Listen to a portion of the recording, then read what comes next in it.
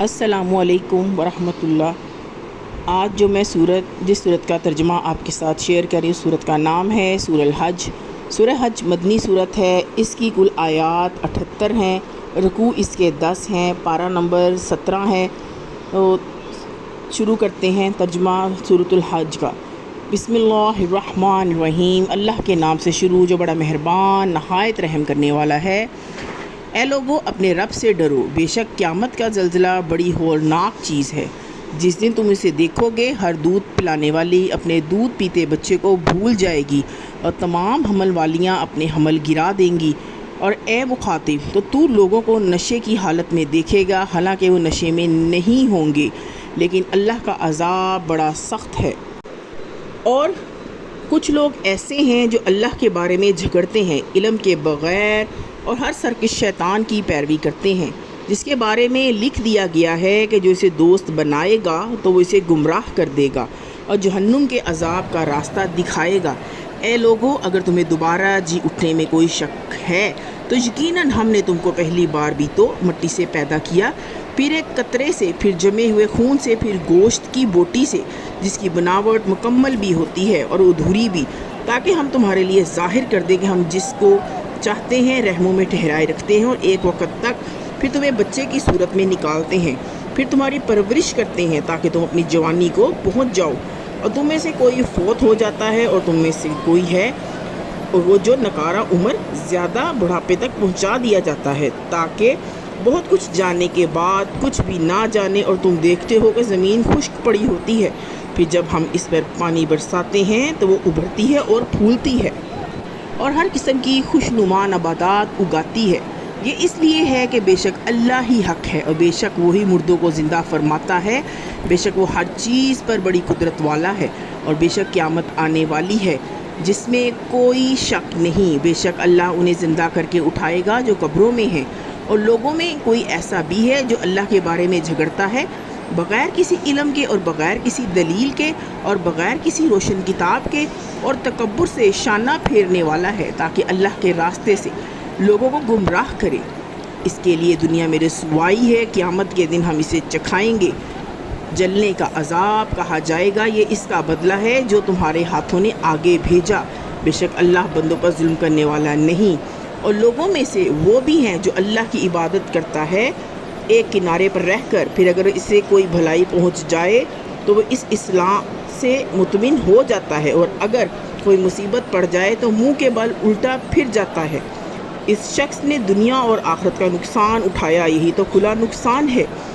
وہ اللہ کے سوا ایسی چیز کو پوچھتا ہے جو نہ اسے نقصان پہنچا سکتی ہے اور نہ اسے فائدہ دے سکتی ہے، یہی تو دور کی گمراہی ہے۔ جو اس کو پوچھتا ہے جس کا نقصان اس کے نفع سے زیادہ قریب ہے، وہ کیا ہے برا مددگار ہے، وہ کیا ہے برا ساتھی ہے، وہ کیا ہی برا مددگار ہے، وہ کیا ہی برا ساتھی ہے۔ بے شک اللہ داخل فرمائے گا ان کو جو ایمان لائے اور انہوں نے نیک عمل کیے، ایسی جنتوں میں جن کے نیچے نہریں بہہ رہی ہوں گی۔ بے شک اللہ جو چاہتا ہے کرتا ہے۔ کوئی یہ گمان رکھتا ہے کہ اللہ اس کی مدد نہیں فرمائے گا تو دنیا آخرت میں، تو وہ ایک رسی آسمان کی طرف لٹکائے، پھر کاٹ دے، پھر دیکھے کیا اس کی تدبیر اس چیز کو دور کرتی ہے جس پر وہ غصہ ہو رہا ہے۔ اور اسی طرح ہم نے اس قرآن کو واضح آیتیں بنا کر نازل فرمایا۔ بے شک اللہ جسے چاہتا ہے ہدایت نصیب فرماتا ہے۔ بے شک جو لوگ مومن ہیں اور جو یہودی ہیں اور ستارہ پرست اور عیسائی اور مجوسی، اور جو لوگ جنہوں نے شرک کیا، اللہ ان سب کے درمیان قیامت کے دن فیصلہ فرما دے گا۔ بے شک اللہ ہر چیز پر گواہ ہے۔ کیا تم دیکھتے نہیں؟ بے شک اللہ ہی کے لیے سجدہ کرتے ہیں جو آسمانوں میں ہیں، جو زمینوں میں ہیں، اور سورج اور چاند اور ستارے اور پہاڑ اور درخت اور جانور، اور بہت سے انسان بھی، اور بہت سے وہ ہیں جن پر عذاب مقرر ہو چکا ہے۔ جسے اللہ ذلیل کرے تو اسے کوئی عزت دینے والا نہیں۔ بے شک اللہ جو چاہتا ہے کرتا ہے۔ یہ دو فریق مومن اور کافر ہیں جو اپنے رب کے بارے میں جھگڑ رہے ہیں۔ تو جو کافر ہیں ان کے لیے آگ کے کپڑے کاٹ دیے گئے ہیں، اور ان کے سروں پر کھولتا ہوا پانی ڈالا جائے گا۔ ان سے جو کچھ ان کے پیٹوں میں ہے اور کھالیں گل جائیں گی، اور ان کی سزا کے لیے لوہے کے ہتھوڑے ہیں۔ وہ جب بھی ارادہ کریں گے غم کی وجہ سے ان جہنم سے نکل جائیں، وہی لٹا دیے جائیں گے، اور کہا جائے گا جلنے کا عذاب چکھو۔ بے شک اللہ داخل فرمائے گا ان کو جو ایمان لائے اور انہوں نے نیک عمل کیے ایسے جنتوں میں جن کے نیچے نہریں بہہ رہی ہوں گی۔ وہاں ان کو سونے کے کنگن اور موتی پہنائے جائیں گے، اور وہاں ان کا لباس ریشم کا ہوگا، اور انہیں دنیا میں پاکیزہ بات کی ہدایت کی گئی، اور انہیں تمام تعریفوں والے اللہ کے راستے کی طرف ہدایت کی گئی۔ بے شک جن لوگوں نے کفر کیا اور جو روکتے ہیں اللہ کے راستے سے، مسجد حرام سے، جسے ہم نے سب لوگوں کے لیے اس طرح بنایا ہے کہ اس میں رہنے والے اور باہر سے آنے والے برابر ہیں، جو بھی اس میں کسی قسم کے ظلم کے ساتھ کسی تیڑھ کا ارادہ کرے گا ہم اسے دردناک عذاب چکھائیں گے۔ اور جب ہم نے ابراہیم علیہ السلام کے لیے خانہ کعبہ کی جگہ مقرر کی اور حکم دیا کہ میرے ساتھ کسی کو شریک نہ کریں اور میرے گھر کو صاف ستھرا رکھیں، طواف کرنے والوں کے لیے اور قیام کرنے والوں کے لیے اور رکوع و سجدہ کرنے والوں کے لیے، اور لوگوں کے درمیان حج کا اعلان کریں، تو وہ آپ کے پاس آئیں گے پیدل اور دبلے پتلے اونٹوں پر، جو آئیں گے دور دراز علاقوں سے، تاکہ وہ اپنے فائدے دیکھیں جو ان کے لیے رکھے گئے ہیں، اور اللہ کا نام یاد کریں قربانی کے مقررہ دنوں میں ان جانداروں اور ان جانوروں پر جو اللہ نے انہیں عطا فرمائے ہیں، تو ان میں سے خود بھی کھائیں اور تنگ دست محتاج کو بھی کھلائیں۔ پھر چاہیے کہ اپنا چاہیے کہ اپنا میل کچیل دور کریں اور اپنی نظریں پوری کریں اور قدیم گھر بیت اللہ کا طواف کریں۔ یہ ہمارا حکم ہے، اور جو تعظیم کرے اللہ کی حرمتوں کی تو وہ خود اسی کے لیے بہتر ہے۔ اس کے رب کے نزدیک اور تمہارے لیے تمام مویشی حلال کر دیے گئے ہیں، سوائے ان کے جو تمہیں پڑھ کر سنائے جاتے ہیں، تو بتوں کی ناپاکی سے بچتے رہو اور جھوٹی باتوں سے پرہیز کرو، ایک اللہ کے ہو کر رہو اور اس کے ساتھ کسی کو شریک نہ کرتے ہو۔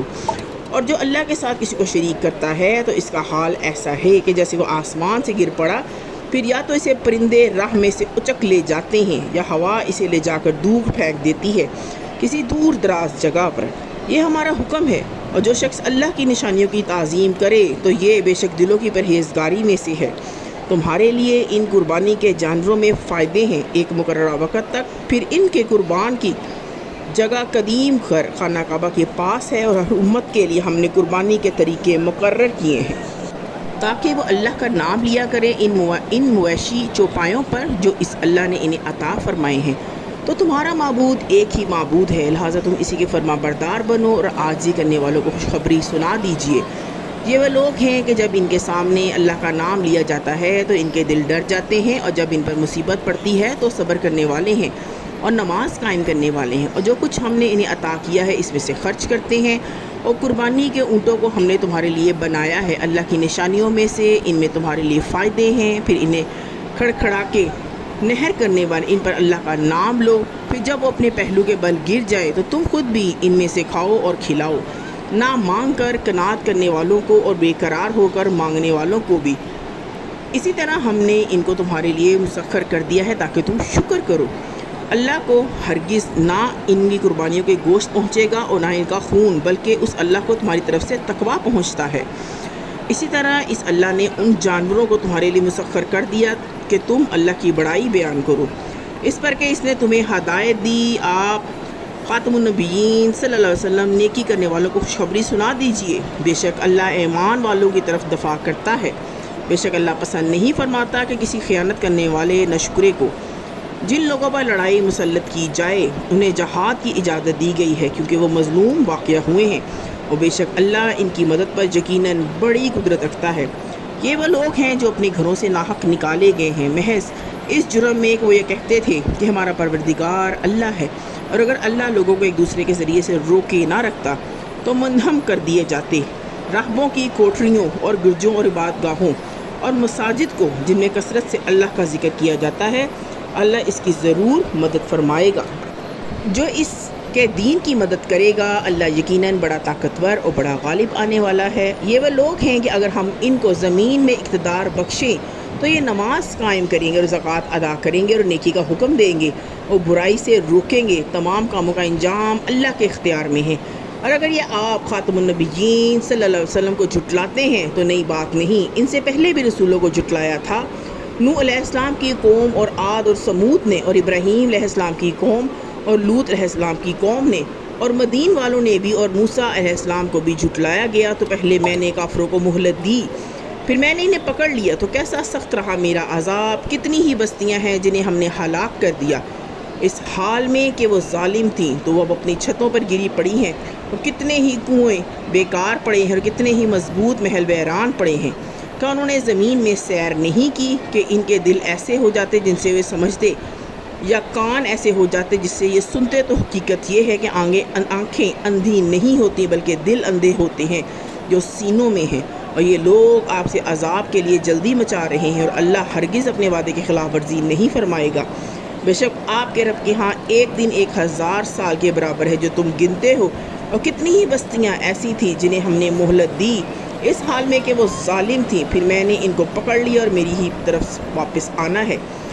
آپ خاتم النبیین صلی اللہ علیہ وسلم فرما دیجئے، اے لوگو میں تو تمہارے لیے واضح طور پر آپ خاتم النبیین صلی اللہ علیہ وسلم فرما دیجئے کہ اے لوگو میں تو تمہارے پر واضح طور پر ڈرانے والا رسول ہوں۔ تو جو لوگ ایمان لائے انہوں نے نیک اعمال کیے تو ان کے لیے مغفرت اور عزت والا رزق ہے۔ جنہوں نے ہماری آیتوں کو نیچا دکھانے کی کوشش کی تو یہی لوگ جہنم والے ہیں۔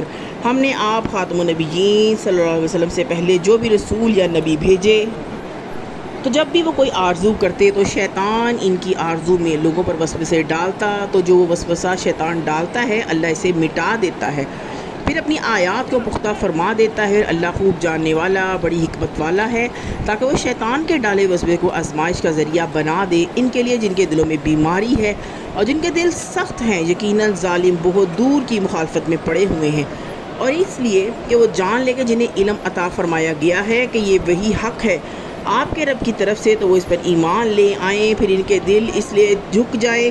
یقیناً اللہ ایمان لانے والوں کو ہدایت عطا فرماتا ہے سیدھے راستے کی طرف، اور کافر اس قرآن کی طرف سے ہمیشہ شک میں رہیں گے کہ یہاں تک کہ ان پر اچانک قیامت کی گھڑی آ پہنچے یا ان پر کسی بے برکت دن کا عذاب آ پہنچے۔ اس دن بادشاہی اللہ کی ہوگی، وہ ان کے درمیان فیصلہ فرمائے گا۔ تو جو لوگ ایمان لائے انہوں نے نیک عمل کیے وہ نعمتوں والی جنتوں میں ہوں گے، اور جن لوگوں نے کفر کیا ہماری آیتوں کو جھٹلایا تو ان کے لیے رسوا کرنے والا عذاب ہے۔ اور جنہوں نے اللہ کی راہ میں ہجرت کی پھر قتل کیے گئے یا مر گئے، اللہ ضرور انہیں اچھا رزق عطا فرمائے گا۔